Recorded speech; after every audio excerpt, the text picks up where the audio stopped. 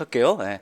안녕하세요. 방문각에서 행정법 강의하고 있는 유대용입니다. 자, 이제 오늘 이제 법알못 특강인데 이제 법알못 특강이 이제 워낙 유명해져가지고 제가 이름을 그냥 더 법알못 특강 이렇게 이름 붙여봤는데 그냥 재미로 붙인 거고 그냥 특별한 차이는 없습니다. 네? 왜요? 아, 머리요? 앞에 앉으신 분? 네, 앞에 앉으신 분 네, 조금만 옆으로 지금 옮기셨는데. 네. 네. 자, 아무튼 그래서 이제 더 버발모 특강이라고 이름을 붙이긴 붙였는데 그냥 기존에 하던 버발모 특강 그대로 진행을 하는 거예요. 그래서 아무튼 그렇게 생각하시면 되고 자, 그럼 본격적으로 이제 강의를 진행해 보도록 하겠습니다. 아, 제 소개했죠? 네, 제 이름은 유대용입니다. 자, 시작을 해볼게요.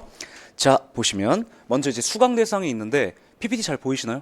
잘 보이시나요? 네, 수강 대상이 있는데 이 강의는 그냥 제일 처음에 듣는 강의라고 이해를 하시면 돼요. 그래서 자 보시면 처음으로 행정법을 공부하기 시작한 경우랑 그 다음에 혹은 이제 이미 공부를 했다 하더라도 이게 그냥 전혀 감을 못 잡겠다 하시는 분들이 이 강의를 들으시면 되는 것인데 그래서 법률 용어 때문에 어려움을 겪고 있는 경우 그러니까 이 두 집단이 이 강의를 들어주시면 될 것 같고요. 자 그 다음 자 이걸 가지고 왔네. 자 잠깐만요. 이 PPT가 조금 스스로 막 클릭을 하고 있어요. 그래서 그냥 제가 좀 조절을 할게요. 자, 강의 내용, 어떤 내용을 강의할 것인가에 대한 것인데, 행정법, 왜 이래? 네, 행정법 수험서들이 당연한 전제로 하고 있어서 특별히 설명하지 않고 있는 법학의 전제 개념들을 설명을 할 거래요. 이게 무슨 소리냐면, 이제 행정법 수험서를 열어보시잖아요. 그러면 이게 지금 뭐야? 나는 행정법 처음 공부하는데, 근데 읽어보잖아요. 그러면 너 이 정도는 이미 다 알고 있지라는 걸 전제로 문장들이 막 서술이 돼 있어요. 그래서 그것들에 대한 얘기를 제가 하려고 하는 거예요. 근데 자, 이런 일이 왜 발생하냐 하면은 이런 이유 때문에 발생하는데 뭐야? 이렇게 좀 PPT가 좀 이상하네요. 아무튼 그래서 자, 죄송해요. 왜 이런 일이 자꾸 발생하지?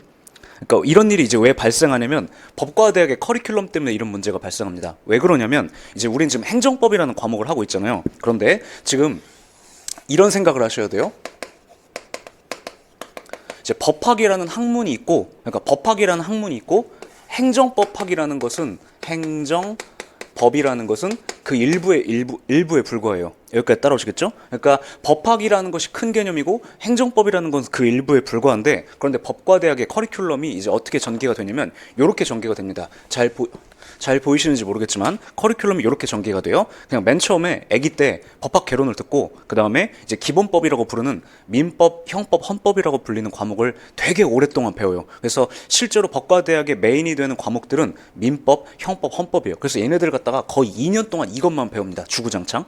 그런 다음에 이제 조금 이것들을 응용해서 심화 들어가가지고 상법, 뭐 민사소송법, 형사소송법 이런 것들을 배운단 말이에요. 여기까지도 무슨 말인지 따라오시겠죠? 그리고 나서 이제 곁다리로 국제법, 세법, 행정법, 노동법, 공정거래법, 금융법 이런 것들은 할 놈은 하고 싶지 않은 놈은 하지 마라 라는 컨셉으로 이 마지막에 나오는 국제법, 세법, 행정법, 노동법, 공정거래법, 금융법이 전개가 된다는 거죠. 그러니까 행정법은 자 일단 첫 번째 필수가 아니고 두 번째, 전개를 한다 하더라도 뭘 전제로 깔고 있냐면 야 니네 앞에서 여기까지는 지겹도록 배우고 왔지를 전제로 깔고 들어간다는 거죠. 그런데 우리의 문제점은 뭐예요? 법학이라는 과목 자체를 애초에 처음 배우는데 우린 이것부터 시작한다는 문제가 발생하는 거죠.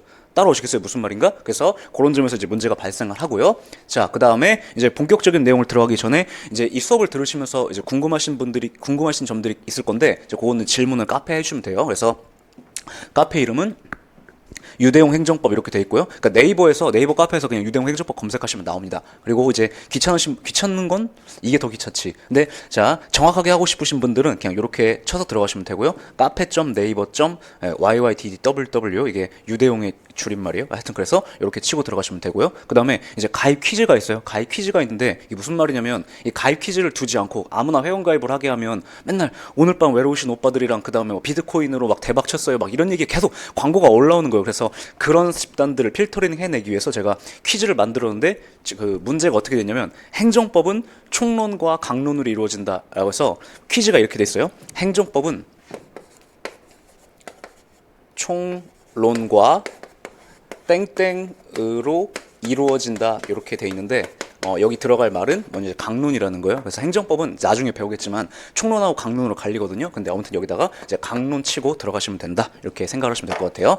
자, 됐고, 자, 이제 이 강의, 법알원 특강이라고 불리는 이 강의는 어떻게 전개할 것인가에 대한 얘기를 좀 해볼게요. 이 강의는 어떻게 전개할 거냐면 영어 단어를 학습하듯이 단타형으로 하나씩 처리해 나갈 거래요. 다시 이 강의 어떻게 전개한다고요? 영어 단어를 학습하듯이 단타형으로 하나씩 처리해 나갈 것이다. 이렇게 이해하시면 될 것 같아요. 그리고 그게 무슨 말인지는 이제 곧 알게 됩니다. 자, 아무튼 그렇게 전개를 할 것이고 바로 시작을 해보겠습니다. 자, 오늘 이제 프린트 드렸는데 거기 보시면 프린트 가지고 계시죠? 여기 프린트 보시면은 여기에 제가 넘버링을 해가지고 내지 뭐 소극적, 민법, 형법 이렇게 써 있잖아요, 맞죠? 그러니까 요것들을 갖다가 제가 어떻게 전개하겠다는 거예요? 영어 단어 하나씩 처리하듯이 전개해 나갈 것이다라고 생각하시면 될 것 같고, 그다음 사실 제가 이 프린트를 옛날에는 안 드렸었거든요. 그런데 거기 보시면 필기체로 맨 위에 뭐가 쓰여 있어요? 제가 보시면 적어가서 복습하려고 하지 말고 여기에서 머리 담는데 집중해달라고 말씀드렸었죠, 맞죠? 그래서 사실 이거 프린트를 저는 드릴까 말까 고민을 하다가 하도 말이 많아가지고 결론적으로는 드리기로 하긴 했는데, 근데 저는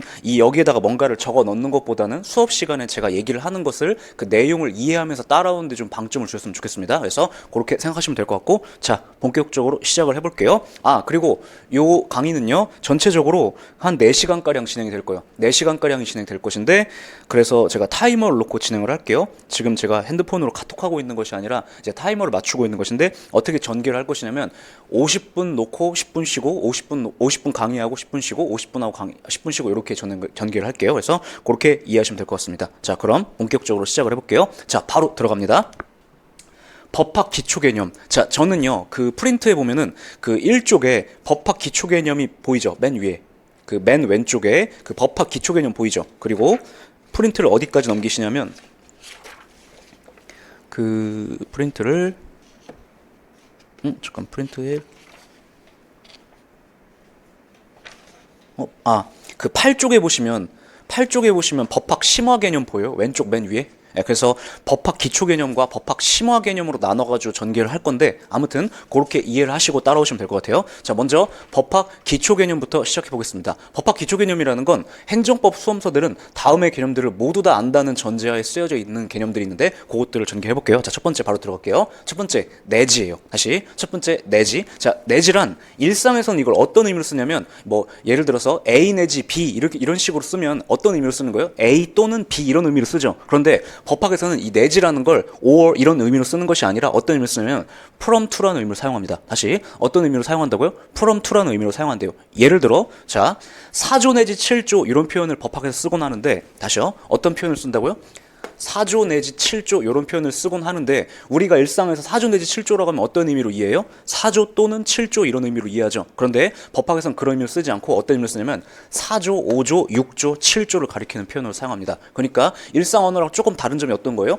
5조랑 6조가 끼어 들어간다는 거죠, 맞죠? 그게 일상적인 어법이랑 조금 다른 것입니다. 그래서 이걸 다 알고 있음을 전제로 행정법 수험서가 서술이 되어 있습니다. 됐고, 이렇게 하면 내지가 끝이에요. 제가 아까 전에 영어 단어 학습하듯이 하나씩 처리한다고 했었죠, 맞죠? 그래서 그렇게 전개를 할 거예요. 그래서 여기까지 하시면 끝이다. 됐고, 자, 그다음 소극적, 적극적 들어가 볼게요. 소극적이란 적극적이란 단어 있는데, 이것도 굉장히 자주 여러분들이 공부를 할 때 맞닥뜨리게 될 단어입니다. 첫 번째, 자, 이거 일상에 쓰이는 의미랑 약간 다르대요. 예를 들어 학교의 선생님들이 야, 너는 왜 이렇게 애가 소극적이냐? 애가 왜 이렇게 쟤는 되게 적극적이야. 이런 의미로 사용을 하는데, 그런 의미랑은 조금 다른 뉘앙스로 쓰여요. 자, 먼저 소극적이라고 법에서 하면 어떤 의미를 쓰냐면 네거티브란 뜻이에요. 다시 소극적이라고 하면 어떤 뜻이라고요? 네거티브. 그러니까 아니라고 하는 이런 뜻이에요. 혹은 부정하는 이런 뜻입니다. 다시 법학에서 소극적이라고 표현하면 그게 뭔 뜻이라고요? 무엇이 아니라고 하는, 무엇을 못하게 하는, 안 되게 하는 이런 의미로 소극적이라는 단어가 쓰입니다. 그래서 네거티브란 뜻이에요. 번역을 하시면. 그래서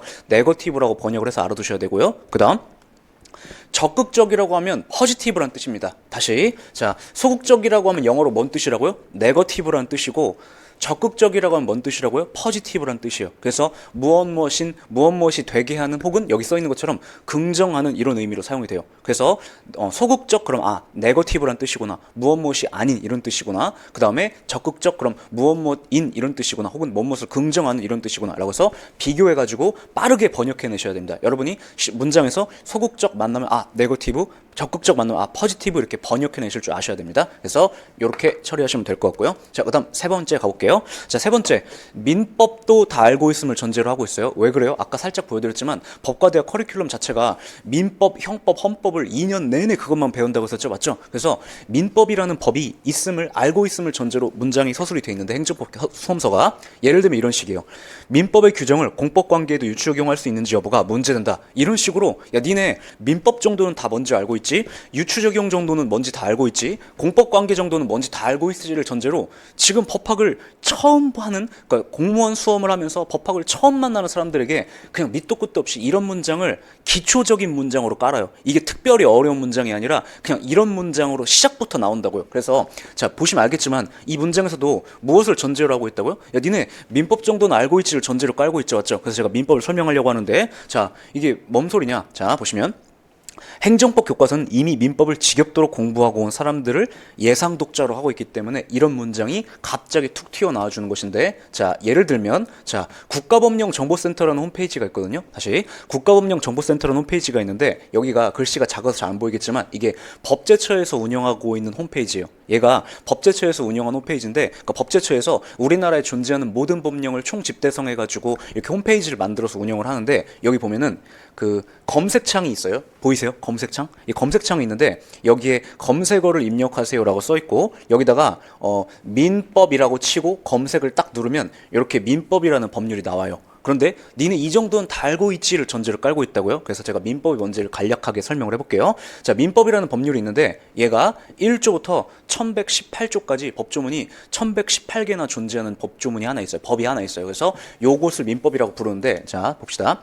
민법은 무슨 내용을 담고 있냐면 개인과 개인 사이를 규율하는 법이에요. 다시, 민법은 뭘 담고 있다고요? 개인과 개인 사이를 규율하는 법. 그럼 무슨 말이냐? 어떤 법은 이런 법도 있어요. 개인과 국가 사이를 규율하는 법도 있고 국가와 국가를 규율하는 법도 있다는 거죠. 그런데 이 민법이라는 것은 민자가 백성민자죠. 그래서 백성민 법법자 써가지고 뭐를 규율하냐면 개인과 개인 사이를 규율하는 내용에 대한 얘기를 담고 있어요. 그래서 예를 들어, 자, 이 민법이라는 법은 뭐는 안 담고 있냐면 국가와 국민을 상대로 뭐 세금 내라, 혹은 국가와 국민을 상대로 군대 와라, 이런 걸 요구하는 내용은 여긴 전혀 담겨 있지 않고, 여기는 무슨 내용을 담고 있냐면, 자, 예를 들어 부동산 소유권 이전, 뭐 예를 들어서 내가 땅을 사고 아파트를 사고 집을 사고 할 때 있죠. 부동산 소유권 이전, 그 다음에 미성년자인 자녀에 대한 부모의 친권. 그 무슨 말이냐면 제가 예를 들어서 자녀가 있다고 해볼게요. 그러면 저의 자녀와 저 사이의 관계, 그러니까 둘 다 개인과 개인이잖아요, 맞죠? 그래서 그 개인과 개인 사이의 관계. 그 다음 상속지분, 예를 들어 제가 죽었는데 자식이 12이에요. 근데 그 상속재산을 이제 자식들이 어떻게 나눠 가질 것인가에 대한 얘기들. 그래서 상속지분에 대한 얘기. 그 다음 좀 어려운 얘기가 나오는데 채권양도. 자, 이건 무슨 말인지 몰라도 돼요? 채권양도라는 어려운 개념이 나오는데 이게 뭐냐면, 내가 예를 들어서 은행에 5천만 원짜리 적금을 들고 있었어요. 그럼 내가 은행을 상대로 5천만 원을 달라고 요구할 수 있는 권리가 있는데 그걸 갖다가 친구한테 넘긴다, 그 권리를. 그럴 때 그런 걸 갖다 채권양도라고 부르는데, 그냥 그런 게 있나 보다라는 정도 아시면 돼요. 그 다음에 주택 임대차 계약, 이게 뭐냐면 우리가 가장 흔하게 하는 뭐 월세 계약, 전세 계약 이런 거 있죠. 그걸 갖다가 주택 임대차 계약 등, 아무튼 각종 계약에 관하여 규율하는 법이 있는데 그걸 뭐라고 한다? 민법이라고 한다. 이해하시면 되겠죠. 다시, 민법 무슨 내용을 담고 있다고요? 여러분은 지금 이걸 이해할 수가 없어요. 여기 예시로 거론된 것들을 이해할 수가 없는데, 근데 어쨌든 민법이라는 건 뭘 담고 있다? 개인과 개인 사이를 규율하는 내용을 담고 있다. 이렇게 이해하시면 되겠죠. 그리고 자, 법과대학에서 커리큘럼상 법학 개론 다음에 가장 먼저 배우면서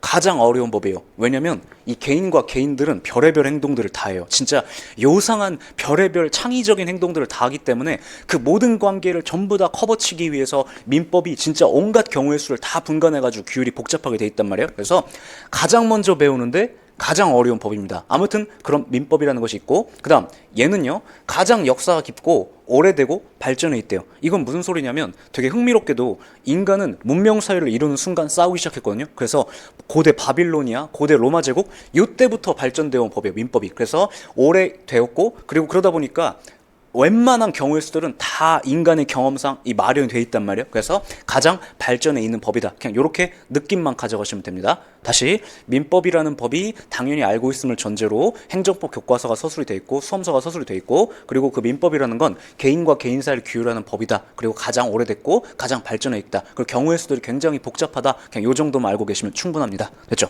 그리고 자, 이게 중요한 것인데, 행정법에 우리 지금 행정법이라는 과목을 본격적으로 배우려고 하잖아요. 근데 행정법에 뭔가 구멍이 있다. 행정법에서 사건이 벌어졌는데 행정법의 영역에서 사건이 벌어졌는데 이거 미처 우리가 생각하지 못했던 영역에서 사건이 벌어졌다. 그러면 자 어떻게 하냐면 옛날에 고대 바빌로니아 시대부터 로마 시대 때부터 발전해온 이 민법이라는 걸 갖다가 땡겨와가지고 왜? 얘네들은요 온갖 경우의 수를 보통은 다 대비를 하고 있단 말이에요. 그래서 그걸 끌어다 쓰고 있다. 그래서 뜬금없이 우린 민법을 배우는 게 아니라 행정법을 배우는 건데도 이 민법이라는 것이 중요하다. 이렇게 느낌만 가져가시면 되겠습니다. 따라오시겠죠? 자, 그 다음 형법이라는 것도 다 알고 있음을 전제로 그 책이 서술이 되어 있는데 자, 형법이라는 건 이 형이 형벌이라는 뜻이에요. 뭐 형, 동생 그 형이 아니라 이 형이라는 게 뭐냐면 형벌이라는 뜻이에요. 그래서 형벌에 대해 규정하고 있는 법률이라는 뜻인데 자, 이것도 이렇게 법률이 마련되어 있어요. 1조부터 372조까지 민법보다는 조문이 적죠. 민법은 아까 1118개나 있었잖아요. 맞죠? 온갖 경우의 수를 다 커버해야 되기 때문에. 근데 이 형법이라는 건 1조부터 372조까지 존재하는 법률인데 자, 얘도 들어가 볼게요.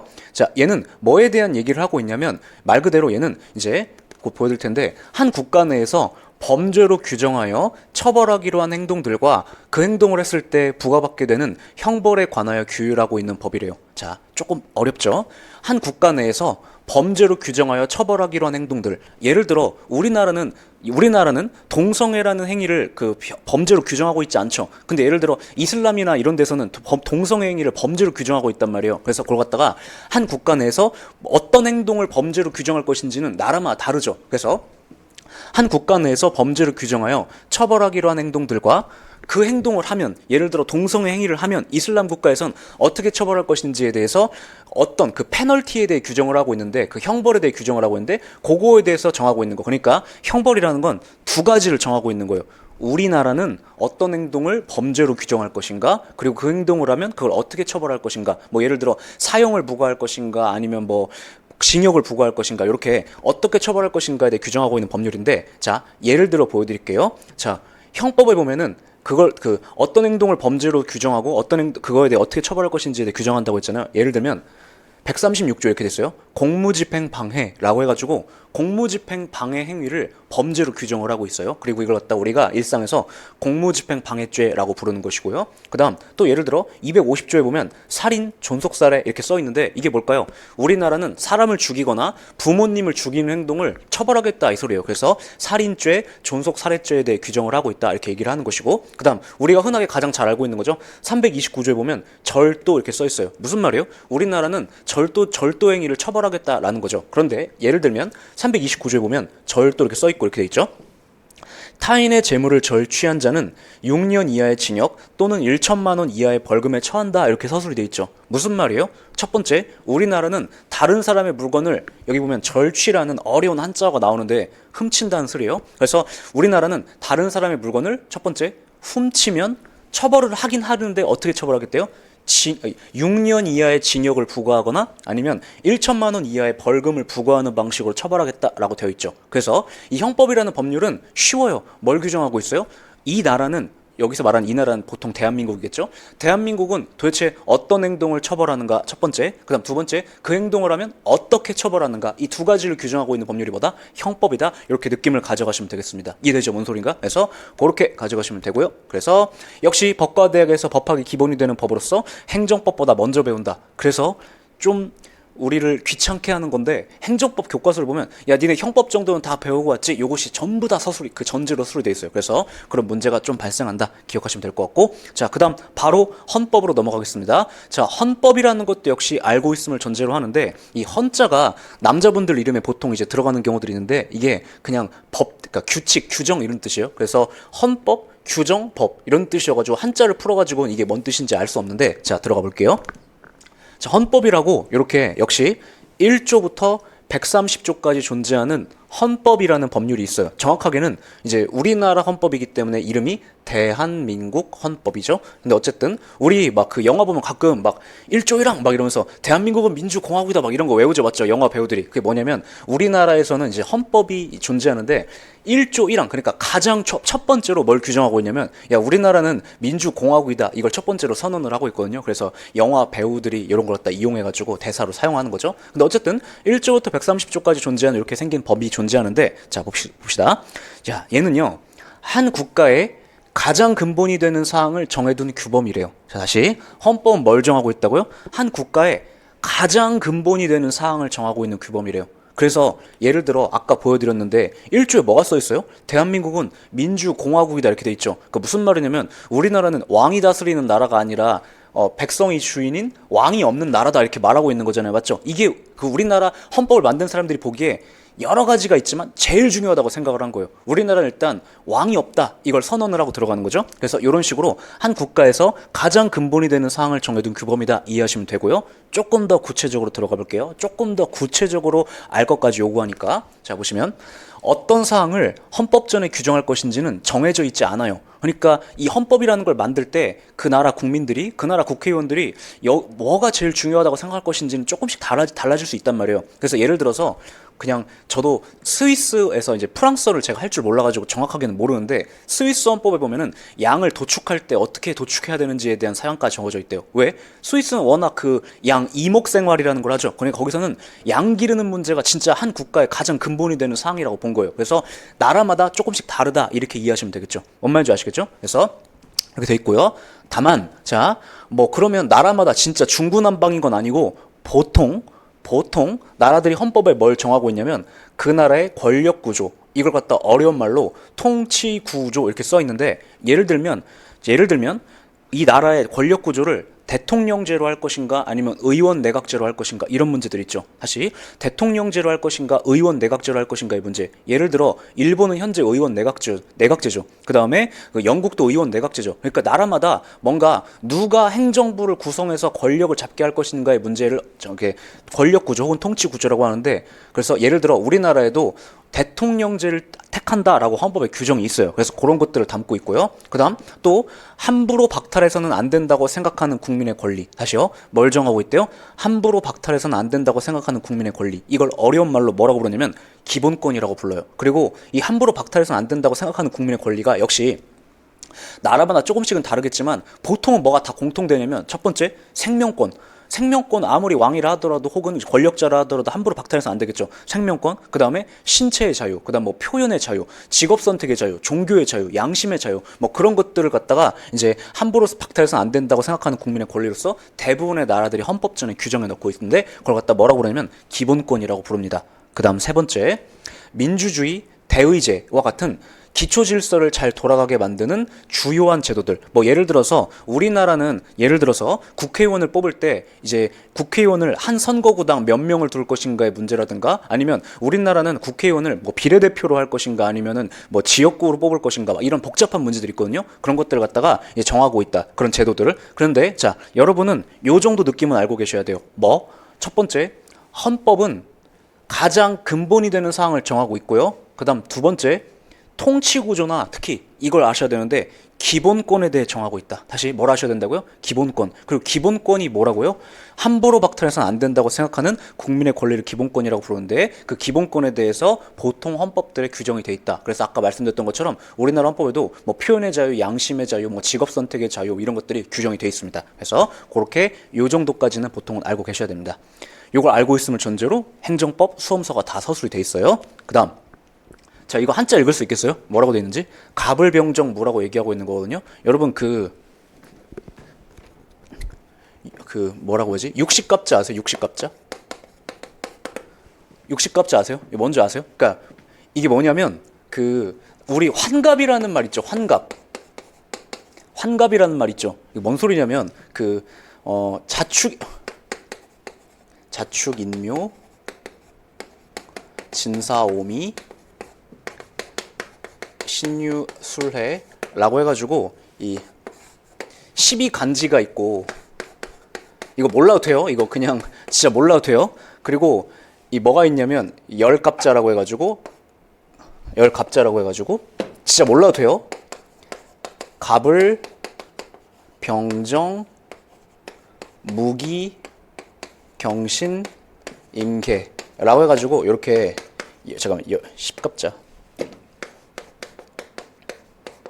라는 것이 존재하는데 우리 혹시 이런 표현 들어봤어요? 뭐 올해는 갑자년이야, 내년은 을축년이야, 그 다음에는 병인년이야, 막 이런 표현 들어보셨어요? 이게 뭐냐면 요 10갑자랑 12간지를 합쳐가지고 이렇게 두 개를 묶어가지고, 물론 여기서부터 읽고 여기서부터 읽어 나가는 것이긴 한데, 이 두 개를 합쳐가지고 이렇게 60갑자를 만들어요. 그리고 여기는 12개고 여기는 10개이다 보니까, 자, 퀴즈.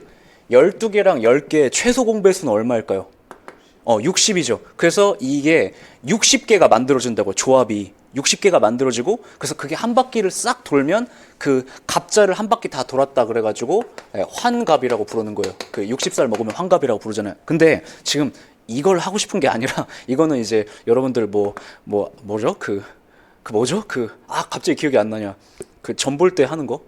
사주팔자. 하여튼 그거 할 때나 배우시면 되고, 제가 하고 싶은 얘기는 그게 아니고 이거예요.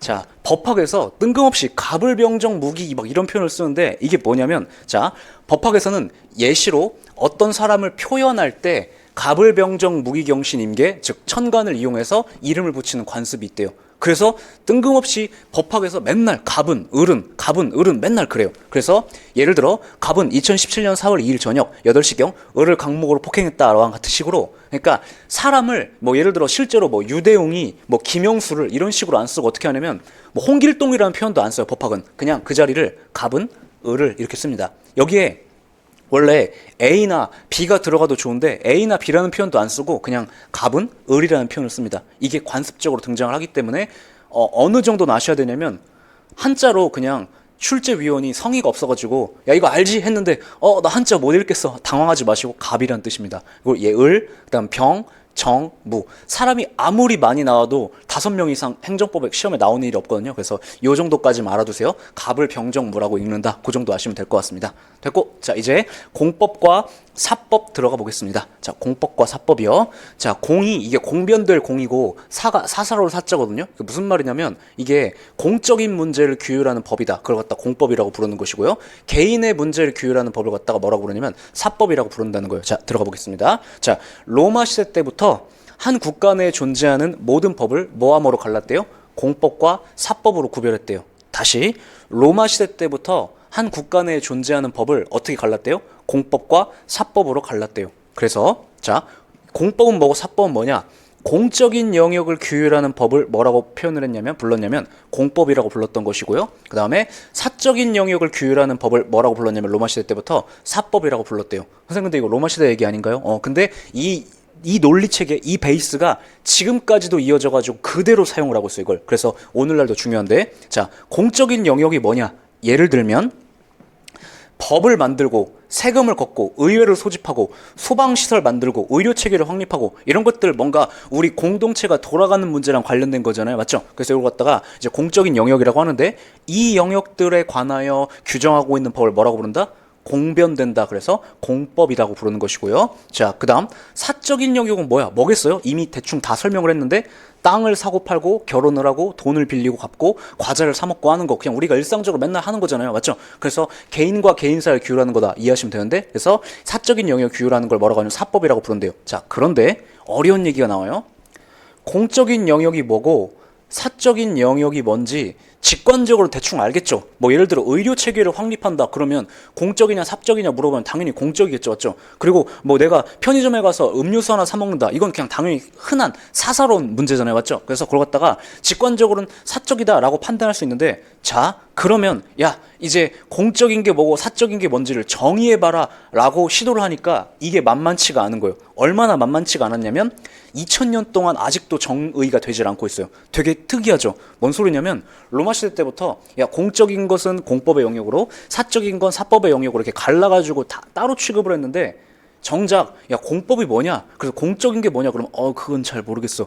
이런 상태로 몇 년이 흘러왔다는 거예요? 벌써 2000년이 흘렀다는 거죠. 실제로 2000년이 한 거의 3000년 흘렀습니다. 그래서 아무튼 이렇게 논쟁을 해왔다라는 정도. 그렇지만 어쨌든 이 공법이라는 개념과 사법이라는 개념이 현재 기능을 하고 있다, 안 하고 있다? 기능을 하고 있고, 요걸 토대로 법 체계가 근간을 이루고 있다, 이렇게 느낌을 알고 계셔야 됩니다. 그리고 이 모든 것들을 행정법 교과서를 열면 시작부터 니네 이 정도는 알지? 라는 걸 전제로 서술이 돼 있어요. 그래서 이 모든 것들을 다 아셔야 됩니다.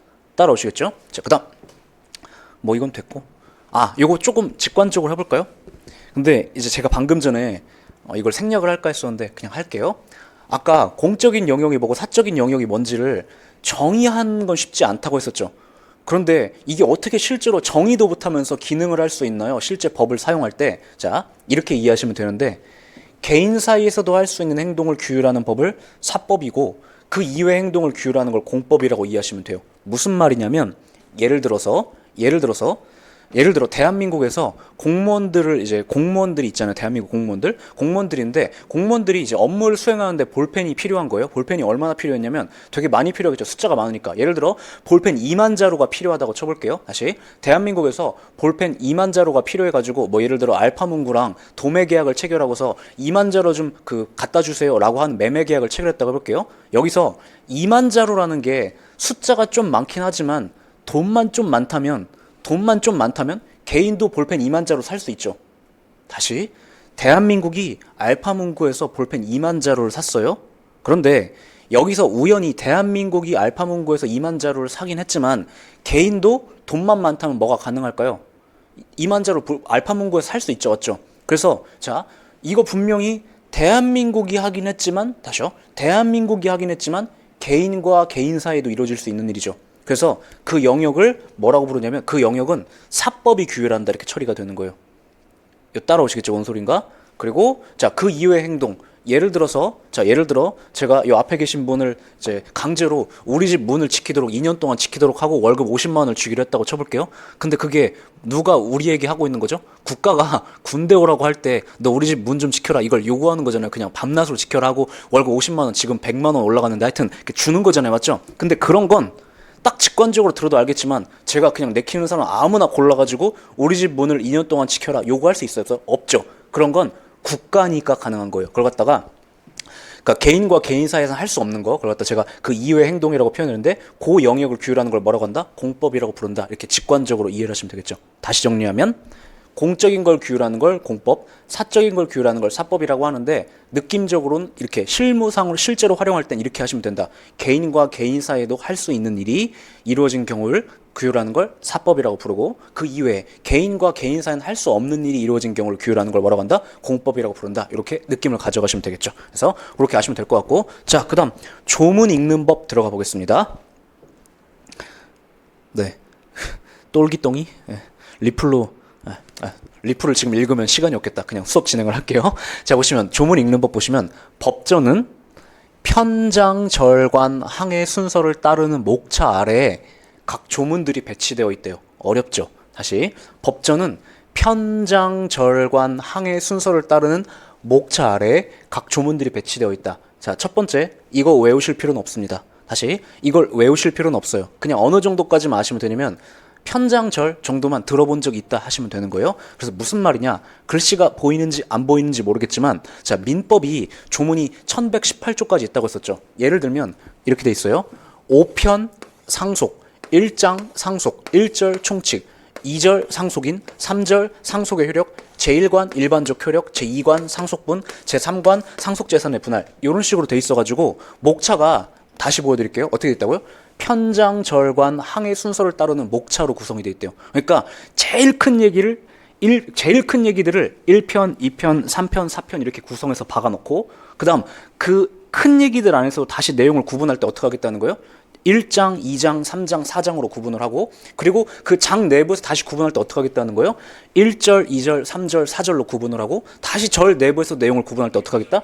관, 항 이렇게 구분을 한다는 거죠. 그래서 아무튼 이렇게 구성이 되어 있다. 이 각 조문들이 배치가 되어 있고요. 그리고 다시 자, 머리 깨지려고 하지 마세요. 그냥 이거 외울 필요 없습니다. 각 조문들은 무슨 말이냐면 제 1편 1장 1절 1관 1항에 어떻게 되어 있냐면 보여드릴까요? 보시면 자, 예를 들어 5편 상속 1장 상속 1전 총칙 이렇게 돼 있고 1절 총칙에 몇 조가 배치가 되어 있냐면 997, 998, 998, 999 이렇게 4개의 조문이 배치가 되어 있다 이 소리죠. 이 말 이해되시겠어요? 무슨 말인가? 그래서 목차가 편장, 절, 관, 항 이렇게 돼 있는데 선생님 여기 보면 관항은 없네요. 경우에 따라 굳이 관항까지 분류할 필요가 없으면 관항은 생략될 수 있는 거죠. 그러나 목차는 맨 처음에 뭐부터 시작되는 거예요? 편부터 시작해가지고 목차가 구분이 된다는 거죠. 근데 어쨌든 그 목차 아래 조문들이 하나씩 존재하는데 그걸 갖다가 각 조문들은 이라고 표현을 하고 있는 거예요. 그리고 그 각 조문들은 조항호목이라는 위계질서를 이루고 있는데 예를 들어 21조 2항 제3호 남목과 같은 식으로 읽어요. 자, 제가 볼 때 요거는 몰라도 되거든요. 근데 요거는 시험 보는 데는 하등 필요가 없지만 다시요. 요건 시험 보는 데는 하나도 필요 없지만 요건 알고 계셨으면 합니다. 예를 들어 보여드릴게요. 자, 공공기관의 정보공개에 관한 법률이 존재하는데 이런 식으로 읽는 거예요. 제9조, 여기는 제9조라고 써있으니까 읽을 수 있죠. 그리고 이 동그라미 1을 뭐라고 읽는 거냐면 뭐라고 읽게요? 제1항. 그리고 이 아래에 뭐가 있어요? 7점 이렇게 돼 있죠. 이걸 뭐라고 읽는 거냐면 제7호 이렇게 읽는 거예요. 그리고 호 밑에는 뭐가 있다고 했었죠? 제가 목이 있다고 했었죠. 그리고 이걸 가점, 나점을 갖다 뭐라고 읽는 거냐면 가목, 나목 이렇게 읽는 거죠. 그래서 예를 들어 자, 요걸 읽어봐라. 그럼 어떻게 읽는 거냐면 공공기관의 정보공개관한 법률 9조 1항 7호 가목입니다. 이렇게 읽는 거예요. 따라오시겠어요? 그래서 목차가 다시 보시면 조항호목이라는 구성이 되어 있다. 구성으로 되어 있다. 위계 순서가. 다시 가보면 9조 1항 7호, 9조 제1항 제7호 가목 이렇게 읽는 거죠. 그런데 이것까진 몰라도 되는데 쓸데없는 얘기하면 여기는 제가 붙고 여기는 제 나목 이렇게 안 읽죠. 관습적으로 그래요. 그래서 목 앞에는 제를 읽지 않습니다. 붙이지 않아요. 그래서 그냥 그렇다. 근데 어쨌든 어느 정도는 아셔야 된다고요? 제가 뭐 예를 들어 이거 어디에 있냐면 9조 1항 7호에 있어 이렇게 했을 때 무슨 말이야 이렇게는 하지 않으셔야 되겠죠. 그래서 찾아갈 줄 아셔야 됩니다. 그래서 그 정도 아시면 될 것 같고 자, 그 다음 필요적과 임의적 들어가 볼게요. 자, 필요적, 임의적. 이 필요적이라는 말은 일본식 번역어인 것 같아요. 이 necessary의 번역어예요. 다시 필요적은 뭐의 번역어라고요? necessary. 그러니까 이게 필요하다, need를 갖다가 형용사화한 거예요. 이게. 그러니까 necessary가 need를 형용사화한 것인데 그래서 일본 애들이 이걸 갖다가 need는 필요인데 그래서 필요적 이렇게 번역을 한 건데 자, 필요적은 무슨 뜻이냐면 필수적, 꼭 그렇게 해야 되는 이런 뜻이죠. 다시 필요적 뭐라고요? 법학에서 필요적이라는 단어를 엄청 잘 쓰는데 그거 뭐라고 번역하시면 된다고? 자연스러운 한국어로는 필수적 이렇게 번역하시면 됩니다. 다시 필요적 그러면 야 이건 필요적이야 그럼 뭔 뜻이야? 당황하지 마시고 꼭 해야 되는 것이다 이렇게 이해하시면 되는 거겠죠. 이해돼요? 그 얘기. 예를 들어서 그래서 우리나라에서는 군대 가는 게 성인 남성이 군대 가는 게 필요적이야. 뭔 소리지? 당황하지 마시고 필수적이다 이런 뜻이죠. 그 다음 임의적 이렇게 되는데 임의적 이거는 한자를 풀어내는 게 중요합니다. 뜻의 맡길 임이에요. 무슨 뜻이지? 네 뜻에 맡긴다. 네가 하고 싶으면 하고 안 하고 싶으면 안 해도 되는 그걸 갖다가 뭐라고 한다? 임의적이라고 부르는데 제가 현장에서 강의를 해보잖아요. 그러면 이 두 개를 진짜 독해를 못해요. 그러니까 출제위원은 이걸 전혀 출제의 포인트 삼아 문제를 출제한 게 아닌데 이걸 독해를 못해가지고 문제를 못 풀어요. 근데 필요적 뭔 뜻이라고요? 필수적. 임의적, 네가 내키면 하고 하기 싫으면 안 해도 되는 이런 뜻이에요. 그래서 꼭 그렇게 해야 될 필요는 없는 이렇게 대비적으로 쓰이는 거죠. 뭐가? 필요적과 임의적이 이렇게 대비되는 형용사로서 구사가 된다 이해하시면 되겠습니다. 그래서 보통 예를 들어 법전에 무엇 해야 한다라고 규정되어 있으면 그걸 갖다가 야 이거 필요적이네 이렇게 표현을 해요. 법학을 하는 사람들은. 다시 법에 예를 들어 이러이러한 상황에 무엇을 해야 된다 이렇게 써 있으면 법학을 하는 사람들은 그걸 뭐라고 표현한다고요?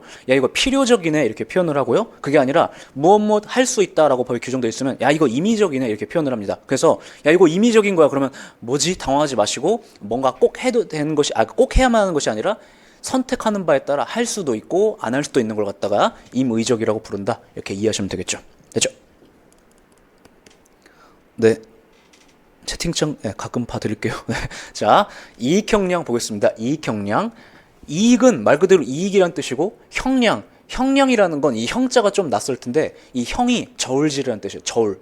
형이 무슨 형이라고요? 저울. 그래서 자 수업을 진행을 해볼게요. 자 직역하면 이익을 저울에 달아본다는 뜻이래요. 다시 이익형량이라는 걸 한자를 직역하면 뭔 뜻이라고요? 이익을 저울에 달아본다는 뜻이래요.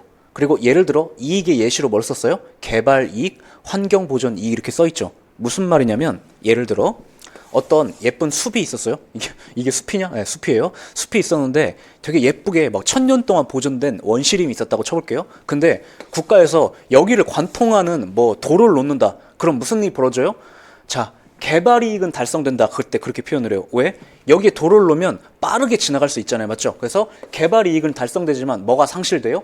환경보전 이익이 상실되죠. 맞죠? 환경이 상실되니까 그걸 갖다가 어려운 말로 방금 이미 다 말로 했는데 개발 이익을 달성되지 할 수 있지만 뭐는 상실된다? 환경보전 이익은 상실된다 이렇게 표현을 하는 거고 특히 행정법의 영역에서 이게 엄청 중요합니다. 다시 행정법의 영역에서 뭐가 중요하다고요? 이 이익형량이라는 개념이 엄청 중요해요. 왜냐하면 이제 실제로 이제 강의 들어가가지고 배우시면 알겠지만 행정법에서는 특히 뭐가 있냐면 도시계획이라는 게 있어요. 도시계획이라는 게 뭐겠어요? 어떤 도시가 있을 때 거기에다 도시에 뭐 예를 들어 이렇게 생긴 도시가 있을 때 어디에다가는 공원을 만들고 어디에다가는 뭐 지하철을 놓고 어디에다가는 뭐 도로를 놓고 어디에다가는 다리를 놓고 이런 것들을 이제 계획으로 짠단 말이에요. 행정부에서. 근데 짤 때 당연히 항상 뭘 고려해야 되겠어요? 이 개발 이익과 환경 보전 이익을 고려해야 되겠죠. 그런데 이미 다 예시로 눈치를 채셨겠지만 무슨 문제가 발생하냐면 얘랑 얘가 충돌하고 있다는 거 알 수 있죠. 뭔 소리예요? 개발 이익을 달성하자니 뭐가 훼손돼요? 환경이 훼손되고 환경을 지키자니 뭐가 훼손돼요? 개발 이익이 훼손되죠. 그래서 이 양자를 어떻게 저울질할 것인가가 행정법에서 항상 문제가 돼요. 그래서 자, 이 표현은 다시 반복하면 이익형량이란 직역하면 이익을 저울에 달아본다는 뜻인데 근데 저울? 그럼 또 요즘 사람들이 이렇게 생각하죠. 뭐냐면 우리 뭐 체중계 있죠. 체중계 해가지고 이렇게 서 있어가지고 여기 올라가는 그 체중계 그걸 생각하는데 여기서 말하는 저울이라는 건 이 저울이 아니라 뭐냐면 이거예요. 천칭 저울. 한쪽엔 요걸 올려놓고 한쪽엔 요걸 올려놓는. 그래서 둘 중에 자 저울질해 봐가지고 어떤 표현을 하고 싶은 거냐면 두 개의 이익을 저울에 달아서 뭐가 더 무거운지를 재본다. 그래서 더 무거운 쪽을 지켜야 된다라는 원리로 이익형량이라는 것이 사용됩니다. 그래서 그 느낌을 가져가셨으면 좋겠고요. 그래서 더 무거운 쪽을 존중해야 되는 의미를 내포하고 있다. 됐고 자, 하나 더. 그리고 이익형량을 다른 말로 뭐라고도 부르냐면 비교형량이라고도 부릅니다. 다시 이익형량을 뭐라고 부른다고요? 비교형량이라고도 부른대요. 그리고 지금 제가 요거까지는 빠뜨렸는데 이렇게 표현할 때도 있어요. 비교교량. 이것도 다 같은 말입니다.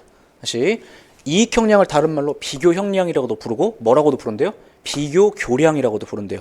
여기도 따라오시겠죠? 그리고 성의 없으신 분들은 어디까지 줄이냐면 그냥 교량해야 된다. 이것도 이익형량이라는 뜻이에요.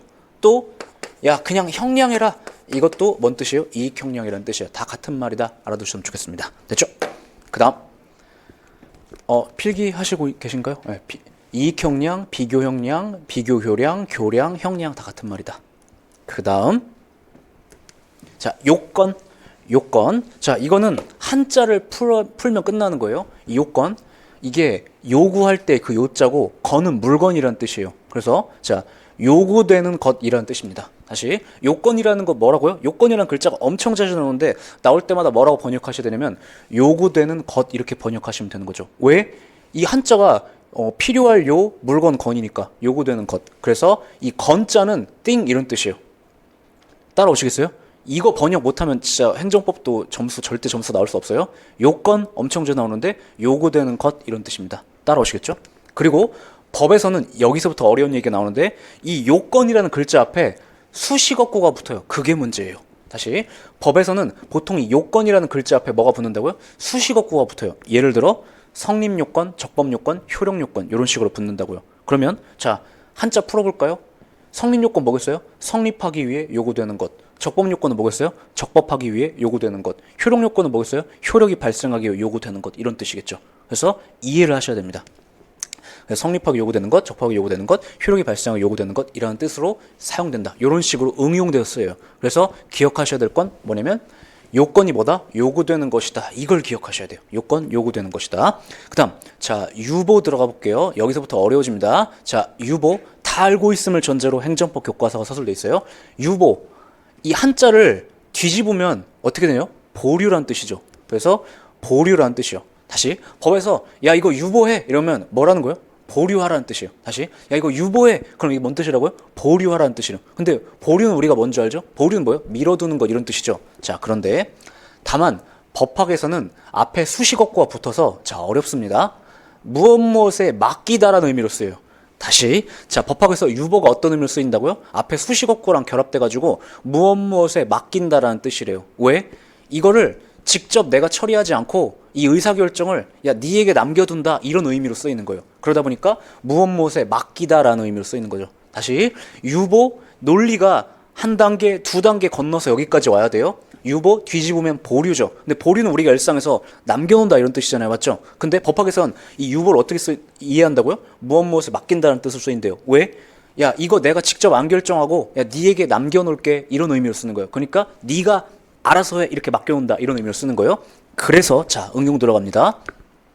예를 들어 법률 유보, 행정 유보, 법관 유보, 의회 유보 같은 식으로 쓰인대요.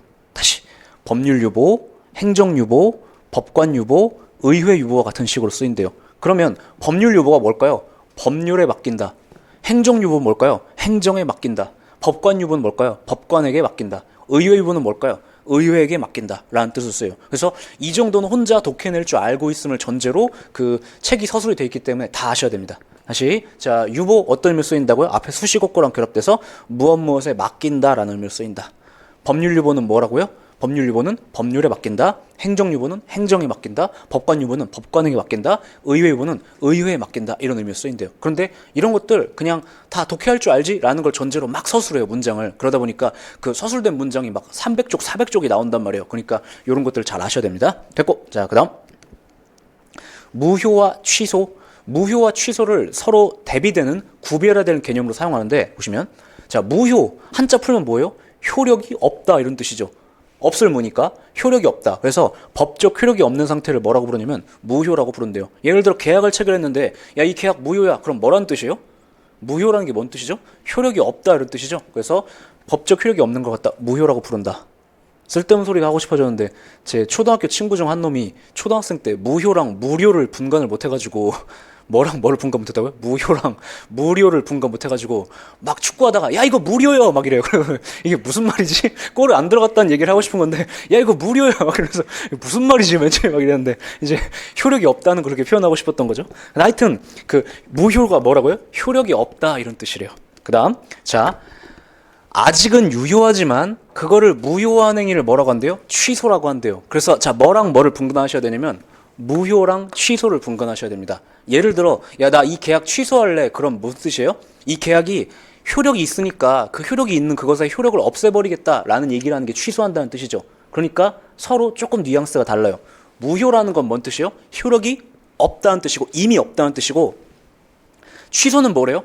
얘가 지금 유효하기 때문에 나 그거의 효력 없앨래 하는 걸 뭐라고 한다는 거예요? 그걸 갖다 취소라고 한다. 정리가 되시겠죠? 그래서 취소라는 개념의 핵심은 얘가 지금 유효함을 인정하겠다라는 데 핵심이 있어요. 그러니까 어떻게 하고 싶다? 효력을 없애고 싶다. 그런데 취소의 핵심 어디에 있다고요? 얘가 유효함을 전제로 하는 개념이에요. 다시 취소는 어떤 상황이라고요? 이 계약이 유효함을 전제로 하는 개념이다. 그걸 알아두셔야 됩니다. 그래서 요거 써 있는데 취소되기 전엔 유효하다는 데 포인트가 있는 개념. 그러니까 무효는 말 그대로 무효, 효력이 없다는 얘기를 하는 것이고, 취소라는 건 효력이 있으니까 이거 없앨래라는 행동이다. 그래서 핵심이 유효를 전제로 하는 개념이다. 됐죠? 자, 그 다음 위법 가봅시다. 위법 별거 없습니다. 자, 위법, 법법에 어긋날 위, 뭐 위골 이런 표현 들어보셨어요? 위골? 그러면 어떻게 했다는 거냐면 뼈가 어긋났다 이 소리예요. 그래서 법에 어긋난다는 걸 갖다 위법이라고 부르는데, 자, 어떤 행위나 상태가 전체 법 질서에 어긋나는 걸 뭐라고 한다? 위법이라고 부른대요. 법에 어긋난다. 그걸 갖다 위법이라고 한대요. 됐고, 자, 모든 법적 행위는 이게 핵심인데, 위법하거나, 자, 위법의 반대말까지 알아둡시다. 위법의 반대말은 적법, 그러니까 법에 부합한다 이런 뜻이거든요. 딱 들어맞는다. fit. 그래서 자, 위법하거나 적법하거나 둘 중 하나다 이렇게 이해하시면 될 것 같아요. 자, 어떤 행위는 항상 위법하거나 적법하거나 둘 중 하나다. 됐고, 자, 행정법에서는 특히 적법유권을 갖추지 못하면 그걸 갖다 뭐라고 부르냐면 위법하다고 표현한대요. 다시 반복하면 이것만 아시면 됩니다. 위법이 뭐지? 아, 이걸 아셔야죠. 두 개 알아야 되죠. 위법이 뭐지? 법에 어긋나는 거. 근데 위법의 반대말은 뭐라고요? 적법. 그래서 아까 적법요건 이런 표현이 이제 나오면 번역할 줄 알겠죠. 뭐예요? 적법요건 뭐겠어요? 적법하기 위해 요구되는 것. 근데 적법하기 위해 요구되는 것을 갖추지 못했다. 그럼 어떻게 되는 거예요? 적법하지 않으니까 뭐가 되는 거예요? 반대말? 뭐가 된다? 위법하게 되는 것이죠. 그래서 이런 걸 전제로 깔고 있습니다. 됐죠? 그 다음 대체적 의무와 비대체적 의무. 법에서는 의무를 그거를 다른 사람이 대신 이행할 수 있는가를 기준으로 대체적 의무와 비대체적 의무로 가른대요. 직관적으로 느낌이 오겠지만 비대체적 의무는 뭐겠어요? 안 되는 거고 다른 사람이 대체하는 게, 대체적 의무는 뭐겠어요? 대체하는 게 가능한 거겠죠. 예를 들어 자, 대체적 의무는 다른 사람이 이행하더라도 문제가 없는 걸 말하고요. 비대체적 의무는 다른 사람이 이행하는 게 불가능하거나 그러면 의미가 없게 되는 의무를 말한대요. 자, 예를 들어, 자, 비대체적 의무의 가장 대표적인 게 뭐냐면 병역 의무예요. 병역 의무? 예를 들어 저더러 군대 오래요. 근데 제가 친구한테 야 내가 5천만 원 줄게 갔다 오면 안 되냐? 했을 때 친구가 그래 알았어 라고 하고 친구가 가는 게 돼요? 안 돼요? 안 된다고요. 왜? 병역 의무는 뭐이기 때문에? 비대체적 의무이기 때문에. 죄송해요. 아무튼 뭘 말한다. 됐고, 자, 그 다음 적격 들어가 볼게요. 적격. 자, 적격 한자를 풀면 적합한 자격이라는 뜻이에요. 그래서 무엇에 적합한 자격이라는 의미로 사용됩니다. 자, 적격 중요합니다. 적격 진짜 중요해요. 예를 들어 대상 적격, 원고 적격, 피고 적격과 같은 식으로 쓰여요. 다시 예를 들어 대상 적격, 원고 적격, 피고 적격과 같은 식으로 쓰인대요. 자, 무슨 말인지 모르겠지만 대상 적격은 뭐겠어요? 대상이 되기에 적합한 자격이라는 뜻이고, 원고 적격은 뭐겠어요? 원고가 되기에 적합한 자격이라는 뜻이고, 피고 적격은 뭐겠어요? 피고가 되기에 적합한 자격이라는 뜻이겠죠. 그런데 자, 대상 적격은 지금은 이해할 수 없는데 원고 적격과 피고 적격은 이해할 수 있거든요. 자, 일단 우리가 제가 오늘 강의하진 않았지만 우리 원고는 뭔지 아실까요? 혹시 원고? 원고가 뭐죠? 소송에서 소송을 제기한 놈을 원고라고 부르는 거고, 피고는 뭐예요? 소송을 제기당한 놈을 피고라고 부르겠죠. 예를 들어 제 친구가 저에게 1,000만 원을 빌려가 놓고 안 갚아요. 그러면 제가 친구를 상대로 소송을 제기해가지고 1,000만 원 갚아라 이렇게 소송을 제기할 텐데 저를 뭐라고 부르는 거예요? 원고라고 부르는 거고, 제 친구는 소송을 당했으니까 친구를 뭐라고 부르는 거예요? 피고라고 부르겠죠. 그런데 예를 들어 지금 돈을 빌려주고 돈을 못 받은 사람이 저죠. 근데 지나가던 아저씨가 너 돈 못 받았냐? 내가 소송 제기해줄게 라고 하면서 그 아저씨가 저를 위해서, 자 복잡하죠? 등장인물이 3명이에요. 그 지나가던 아저씨가 저를 위해서 제 친구를 상대로 소송을 제기한다? 그러면 지나가던 아저씨예요. 지나가던 아저씨가 제가 있고 지나가 아저씨고 친구가 있는데, 요렇게 소송을 제기한 게 아니라 어떻게 제기했다고요? 요렇게 제기하면 판사가 뭐라고 얘기하냐면 아저씨 뭐예요? 그냥 지나가던 사람인데요? 그러면 이때 판사가 뭐라고 얘기하냐면 아저씨는 원고가 될 자격이 없어요. 이 사건에서. 그래서 아저씨는 원고 적격이 없어요. 이렇게 판단한다는 거예요. 이런 식으로 쓰는 게 뭐다? 원고 적격이다. 이해되시죠? 뭔 소린가? 그래서 아무튼 자, 적격을 아시는 게 핵심이에요. 일단은 적격, 무엇에 적합한 자격이란 뜻이고, 대상 적격, 원고 적격, 피고 적격 같은 식으로 쓰인다. 이렇게 이해하시면 되겠죠. 자, 그 다음 객관적, 주관적이라는 단어가 이제 대비되는 개념으로 사용이 되는데, 자, 객관적, 주관적이요. 지금 시간상, 일단 여기까지 하고, 여기 객관적, 주관적까지 하고 쉴게요. 자, 보시면 맥락에 따라 둘의 의미가 조금씩 달라집니다. 다시, 그러니까 객관적이라는 단어의 의미가 이런 맥락으로 쓸 때랑 저런 맥락으로 쓸 때가 다르고, 주관적이라는 의미가 이런 맥락으로 쓸 때랑 저런 맥락으로 쓸 때가 다르다는 건데, 자, 먼저 맥락 1. 어떤 맥락으로 쓸 때가 있냐면, 자, 특정인하고만 관련된 것을 뭐라고 표현할 때가 있냐면, 야, 이건 주관적이야 이렇게 표현할 때가 있고요. 그게 아니라 대비되는 표현으로 특정인이 아니라 공동체 전체랑 관련된 걸 객관적이라고 쓸 때가 있대요. 그러니까 주관적이랑 객관적은 상호 항상 연결이 되어 있는 거예요. 의미가. 그래서 요런 맥락을 쓸 땐 주관적은 이런 뜻, 객관적은 이런 뜻 이렇게 쓰인다는 거죠. 그래서 예를 들어 제가 친구가 돈을 안 갚아가지고 소송을 제기했을 때 그런 소송을 뭐라고 얘기하냐면 주관적 소송이라고 불러요. 왜? 지금 이 소송 왜 제기한 거죠? 내가 돈을 띵거먹음을 당해? 하여튼 그래서 제가 돈을 친구로부터 못 받은 거잖아요. 맞죠? 그래서 내 이익을 지켜내기 위한 목적으로, 그러니까 유대용 개인의 이익을 지켜내기 위한 목적으로 소송을 제기하는 거잖아요. 그런 걸 뭐라고 그러면 주관적 소송이라고 부른대요. 그런데 예를 들어 동작구청장, 참고로 여기 현장은 동작구예요. 동작구청장이 있는데 동작구청장이 어떤 공장으로부터 세금을 걷어야 되는데, 다시요. 동작구청장이 어떤 공장으로부터 세금을 걷어야 되는데 공장장이 동작구청장의 친구예요. 그래서 동작구청장이 세금을 안 걷는다. 그때 주민인 제가 빡쳐가지고 왜 세금 안 걷냐라고 하면서 동작구청장을 상대로 빨리 세금 거두라고 동작구청장을 상대로 압박을 넣는 소송을 제기하는 것도 가능하거든요. 나중에 배워요. 근데 그런 건 지금 제가 소송을 제기했지만 저의 이익을 지켜내기 위한 목적으로 제기한 게 아니라 동작구의 이익을 지켜내기 위한 목적으로 제기한 거죠. 그런 소송을 뭐라고 부르냐면 객관적 소송이라고 부른다는 거죠. 그래서 자, 특정인하고만 관련된 걸 주관적이라고 표현할 때가 있고, 그거에 대비되는 표현으로 공동체 전체랑 관련된 걸 뭐라고 표현할 때가 있다? 객관적이라고 표현할 때가 있다. 됐죠? 그 다음 맥락 2. 요게 행정법에서 자주 쓰이는 것 같은데, 사람의 머릿속에서 일어나고 있는 일과 관련된 걸 주관적이라고 부르고요. 그거랑 관련이 없는 걸 뭐라고 부르냐면 객관적이라고 부른대요. 그러니까 요렇게 쓰일 때가 있고 어떻게 쓸 때가 있다? 요렇게 쓰일 때가 있다. 다시 사람의 머릿속에서 일어나는 거랑 관련됐다. 그럼 그걸 뭐라고 부르냐면 주관적이라고 부르고요. 머릿속에서 일어난 거랑 관련이 없는 걸 뭐라고 부르냐면 객관적이라고 부른대요. 들어만 두세요. 예를 들어 갑이라는 사람이 을을 다치게 했어요. 다시 갑이라는 사람이 을을 다치게 했어요. 벌써 나오죠. 사람을 예시로 들 때 갑을 쓰고 있잖아요. 맞죠? 관습적으로. 제가 방금 아무 생각이 없었는데 그냥 습관적으로 이렇게 나온 거예요. 그만큼 이게 관습적으로 써 있는 거예요. 근데 어쨌든 갑이라는 사람이 을을 다치게 했어요. 그런데 요때 자 갑이라는 사람이 을을 다치게 했는데 얘가 고의로 다치게 하면 이게 범죄가 되고 과실로 다치게 하면 이게 범죄가 아니에요. 다시 고의로 다치게 하면 범죄가 되고 과실로 다치게 하면 범죄가 아니에요. 무슨 말이냐? 고의로 다치겠다? 그럼 그게 뭐지? 바로 폭행을 저지른 거죠. 맞죠? 근데 그게 아니라 제가 지나가다 실수로 이 사람을 다치게 툭 쳐가지고 다치게 할 수 있잖아요. 맞죠? 그럼 내가 일부러 그런 게 아니어서 그건 뭐가 되지 않냐면 범죄가 되지 않는데 과실로 다치게 한 거니까. 그리고 이런 표현을 뭐라고 부르냐면 주관적인 문제라고 부릅니다. 그러니까 뭔 소리냐면 지금 내 머릿속에서 내가 일부러 그랬던 건 내 머릿속에서 일어난 거고 일부러 그러지 않은 것도 내 머릿속에서 일어난 거죠. 그러니까 내 심리 상태가 어떤 상태였는지에 따라 뭐가 달라지는 거예요?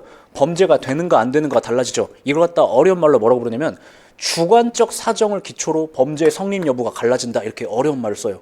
어렵다. 다시 주관적 사정을 기초로 범죄의 성립 여부가 달라진다라는 문장이 행정법 교과서에 밑도 끝도 없이 툭 튀어나온다고요. 그럼 그게 뭔 뜻이라고요? 지금 갑의 내면세계에서 일부러 그런 것인가 일부러 그런 것이 아닌가에 따라 뭐가 달라지는 거예요? 범죄가 되는가 안 되는가가 달라진다는 거죠. 그런 식으로 사람의 머릿속에서 일어나는 거랑 관련된 걸 뭐라고 한다? 주관적이라고 표현하고 반대로 사람의 머릿속에서 일어난 거랑은 관련이 없는 걸 뭐라고 표현한다? 객관적이라고 표현한다 라고 해서 이렇게 대비되는 맥락을 쓰일 때가 있대요. 이 두 가지 맥락 기억을 해주시고 됐고 자 지금 58분인데요 5분까지만 쉬었다가 그 형벌부터 계속해서 들어가 볼게요.